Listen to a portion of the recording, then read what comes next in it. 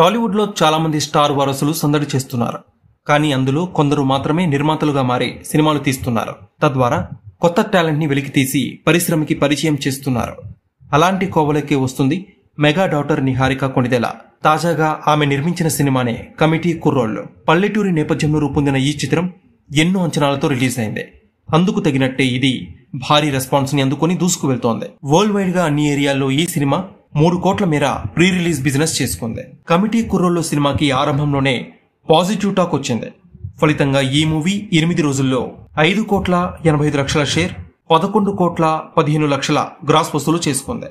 Committee Kurrollu movie release అయి వారం దాటింది. ఈ చిత్రానికి 9వ రోజు కూడా రెస్పాన్స్ ఏమాత్రం తగ్గలేదు. రోజు రోజుకి పెరిగిపోతూనే ఉంది. దాంతో ఈ సినిమా ఆంధ్రప్రదేశ్, తెలంగాణలో కలిపి 9వ రోజు 52 లక్షల షేర్ వసూలు చేసింది. ఇలా 9 రోజుల్లోనే తెలుగు రాష్ట్రాల్లో 5,85,00,000 share, rest of India, overseas లో 56 లక్షలు రాబట్టింది. దీంతో వరల్డ్ వైడ్ గా ఈ చిత్రం 9 రోజుల్లో 6,44,00,000 షేర్, 12 కోట్ల గ్రాస్ వసూలు సాధించింది. కమిటీ కుర్రోళ్లు మూవీ ప్రపంచ వ్యాప్తంగా అన్ని ఏరియాలు కలుపుకొని 3 కోట్ల మేర ప్రీ రిలీజ్ బిజినెస్ జరుపుకున్నట్టు ట్రేడ్ వర్గాలు తెలిపాయి. అంటే 3,20,00,000 వసూలు చేస్తేనే ఈ సినిమా హిట్ స్టేటస్ ని అందుకుంటుంది. అలాంటిది 9 రోజుల్లోనే దీనికి 6,44,00,000 షేర్ వచ్చింది.